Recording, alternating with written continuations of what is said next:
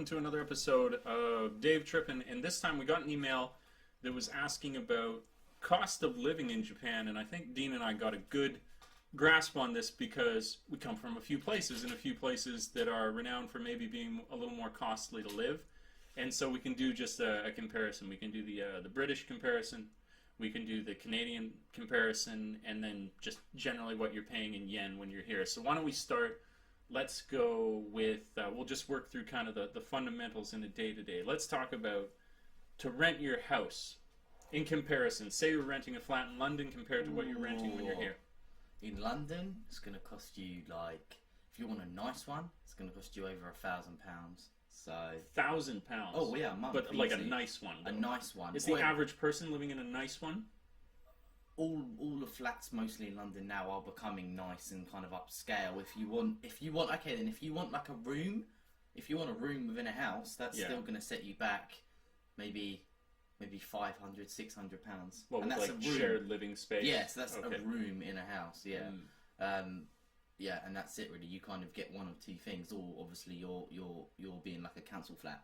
And we'll do that in the comparison. We'll only say it once, so we're not constantly patronizing you with the conversion. But to Canadian or American, it'd probably be about, you can just double the pound. Yeah. You can double it, or with it is double. Roughly. It's pretty much double. Is a rough estimate. And obviously with like the dollar as well, and the Canadian. Canadian. It's pretty similar. So something you can take out of the box right there, right away, is that what Dean just cited is something that's relevant here, it's relevant in Canada, it's relevant wherever you live, is that it depends on what area you're going to live in. So I'd imagine if you live outside of London, then it's cheaper. It's much cheaper. And that's a no-brainer kind of here, where when you live in the countryside, you're going to get way better and easier deals than were you to live in the city. And then one other thing to consider with that is when you're coming over through these placed companies. So say like Leo Palace is a big popular place. That's where I live right now. That's where Dean lives, 2 doors down. And if you're placed through a company that has a prearranged agreement and it's so easy for a foreigner to come into, you might see a premium to live in a place like that, not because it's any better. In fact, it may be a little worse, but for the ease and convenience of getting into that place, and it's all set up for you, and there's no messing around. Yeah. Where if you looked around in the countryside, you could probably find a place for. I'll say them in yen. Yeah. So here it's about 60,000 yen a month, and that's all inclusive, all the costs that you would have here. You could find a place probably in the countryside here for 40,000 if you didn't go through the company. Yeah. But if you're living in a place like Tokyo, you're probably looking at a place closer to something like 80,000. Yeah, probably 80,000. As well, if you want to secure your own apartment here, your own house, you need a Japanese guarantor. Yes. So you can't just kind of go in by yourself and say, "Oh, I'll take that one, please." And some places, not to sugarcoat it as well, don't accept foreigners. Yes. Let's just get that elephant out of the room. Some places won't. Yep. But again, if you're going with your company, then you're okay. So that's something you wouldn't have to face. But when you do go out on your own, for example, I have my buddy who's just gone away from here not too long ago. He speaks fantastic Japanese, and there were a lot of places, not even that were, absolutely no foreigners, but he really got that vibe of you were winning them over to allow you to sign the lease, because no one is compelled to allow you to sign the lease, right? And there's that little bit of fear, just to get that elephant out of the room. So considering where you're going to live, you could get a range from, I would say, between 40 and 90,000, just to give it an open range. In the city, upwards of 90,000 if you got a more expensive place or you got screwed. If you were in the countryside, probably expensive is around 60,000. Cheaper would be around 40,000 that you would pay. So there you go. We've got the cost of your rental of your space. Let's go with bills. So like, what are you averaging for your electricity and your gas per month? For my gas, it's about just under 2,000 yen. I would say. Really? I think so. Yeah. It's better than me. And then for my... No, sorry, I'll start that again. My gas is about 5,000 yen. Okay. And my electricity was about 2,000 yen. And I would say the water. Yeah, so that's, so I'm averaging 7,000 maybe. Yeah. To round it up. So there you go.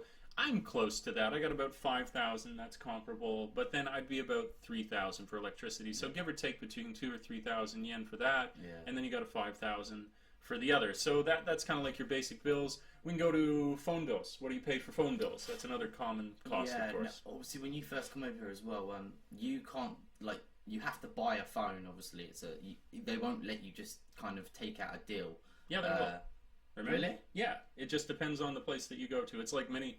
Well, I got fucked then. So, but I wanted the iPhone and that, and I had to pay like 85,000 yen for the phone up front. So the cost of the phone, obviously, and then that spread over the 2-year contract that I signed, I pay about 2,500 yen. So yeah, 2,500 yen, and I get like 5 gigs of internet, unlimited messages, and unlimited phone calls, and like free phone calls to other SoftBank users. Okay. So yeah.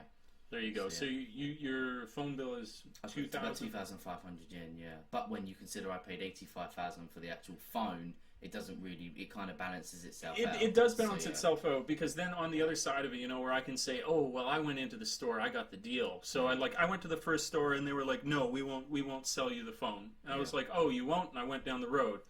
And I checked it out with that place, and they said they would, and I got the phone for 5,000 yen as opposed to the 80,000 yen. But on the flip side of things, they do take that into account for the contract, where I was paying a fee per month of about 6,500. So maybe in the long run, I don't know, do the math quickly, I might even be paying more than Dean.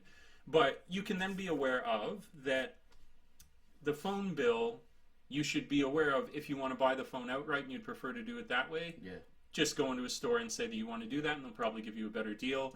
If you want to go for the initial cheaper cost, hunt around, because what Dean's saying is very common, and it's easy to see how people would think that, because it might take a couple stores before they said, oh, okay, sure, I guess we'll do it. So be aware of that. So that we've gone through the housing, the phone bills, we've gone through the general house bills. Food's another good one. So, yeah, you talk a bit about that. I can talk a bit about that. Food, obviously you've got the convenies here as well, which are obviously really, really useful. Like, I would say they're fairly cheap, aren't they? If you just want to get snacky foods, that's pretty good. Your basics, so like your fruit and your veg, however, I would say are quite expensive here. It's more expensive than it is to buy fruit and vegetables where I come from anyway. So fruit especially is crazy expensive in Japan. Strawberries, didn't we? Yeah, strawberries. And it was like, wild. they were like 500 yen, so that's what, $5. Yeah. So $5 for a punnet of strawberries, which is it's probably like 3 times the cost of Vancouver for fruit. So if you're a big fruit lover, you'd find that it was very expensive here. But like Dean's saying, there's lots of other cheap alternatives, and I'd probably narrow this one down into 2. You'll find that no matter where you are in the world, you could eat cheaply, but so much of it depends on you. If you're going to somebody who eats out here every day, your cost of living going to be quite high, and you'd probably then average, let's say, about 2,000 yen a day on food? Yeah, probably. Probably about 2,000, and that's not including, you probably buy a few groceries for yourself. So right there, you're at about, let's say, not including the weekends, you're about, 10,000 a week. Yeah. You're already at 40,000 yen a month. Then you've got the additional, you might spend, say, another 15,000. So you've got 55,000 a month that you're spending. But if all you eat is rice and raw broccoli and chicken, then you can save a ton of money. You don't need to spend a lot. And one little detail I'm going to throw in here about the cost of living, they have it's perceptions of flavor and what has value here. For people who are very slender and very fit for the most part, they really like their fat. They really like their dark meat. But this is a bonus for if you're trying to be healthy or if you're going to the gym a bunch, because lean meats are way cheaper here. In Canada, it's actually 3 times more expensive to buy just like boneless, skinless chicken breasts. Whereas here you get like say 1,100 grams of chicken, and it would cost you 600 yen. Yeah, you can't do cheaper. that. That's cheaper than it is in the UK. However, if you want to buy red meats, I found it's cheaper in the well, it's definitely cheaper in the UK than it is in Japan. It's all imported, isn't it? So. Yes. So that's something. You can look at your food costs. You could range then and say that you might spend, if you're at the upper end, you want complete convenience, you don't want to think about it at all, say about 55,000 yen, $550. Yeah. Or if you were thinking a bit more about the way that you're spending money, you could probably bring that right down to about, let's be realistic, about 20,000 yen a month. Yeah. But that means you are not going out to eat. You don't do it, and you don't casually go out for like little snacks or go to the convenience, the 7-Eleven or whatever. You don't do those kinds of things as well. So yeah, which I'm on a mad tear right now. I'm doing a lot of that. So what is another cost that you can consider? Gas. Say that you ended up in a position, a gas or a car rental. So say you're given a car rental, I can only speak for the company I work for, and the way that they do that is split the cost with you, and the cost is split where the rental of the vehicle is 40,000, and then you would pay 20, and not a bad deal. They put back in the 21,000, don't they? Yeah, something for tax purposes. Like that, yeah. But the cost of petrol, if you're from the UK, that's correct. Right, petrol. I like that. Or if the cost of gas is insanely cheap. Oh, it's ridiculous. Almost like, I don't even know the conversion from yen to like what it is or whatever. It is for pound. Okay. So like, what was it? 121 yen a litre. 135. So 135 a litre. Well, then that's about, in the UK we pay, I can't even remember now, but I know it's in pounds. We pay like, you know, £1.30, £1.20 a litre. Over here, that's like 75 pence a litre, which is it's not even a pound. Okay. So that's that. Like when I first saw it, I was like, God, that's insane. Now add into this. You're probably, if you have a car rental, going to have a K car that runs on like an eyedropper of gas for a month, and I spend per month, and I drive a lot because I'm always, well, and you're driving a lot more now too, to a bunch of different places. I end up spending about 3,500 yen a month, which is, and I'm doing more. Nothing. Yeah. Yes. And Dean's doing a lot. He's got long distances to his schools. Yeah. So you can look at that cost at about 23,500 per month. But again, I don't know the deals between different companies and the way the car rentals will work. So that's kind of a generic figure, but you could take as a standard if you're driving one of these fuel efficient cars at about $35 Canadian, $30 Canadian. Roughly for the cost of gas that you're going to take to run the thing. It's insanely cheap. And then I don't know, other costs of living you probably find pretty comparable. I don't know for like, actually no, there's a good one. Booze is a big figure where we could. I'm sure there's a comparison between we can do Britain and Canada. Yeah. How much for like? Do you call them 2.6? Do you call it a 2.6? 40 ounces? I believe it's 40. No, not 40 ounces. 26 ounces. 26 ounces. What do we call 26 it's about ounces? Yeah. I don't think we have a name for it specifically. I mean, feel free to correct me in the comments, but a tinny? Okay. Anyways, to give you the point of reference, in Canada, if you bought a 2.6 or 26 ounces, whatever it is, Jack Daniels, that in Canada would run you at about, I think it's about $25 roughly. Here, it would probably be 1,200 yen. Booze is quite literally cut in half in cost. So hard booze here is really cheap. Yeah. Beer is fairly comparable in price, but you can find really, really super cheap brands here like you might find in Britain or Canada as well. And so if you want cheap booze, you're good on cheap booze. Cheap beer. But if you want cheap booze, if you're coming from Canada, oh man, are you going to save a ton of money. But Canada is, I think, up there in the top, like most expensive places to buy alcohol in the world. So that's maybe not a benefit that everybody enjoys, but I definitely, unknowingly, went over the legal limit to bring back home last time I visited because I was like, I can't not buy half the country's alcohol supply.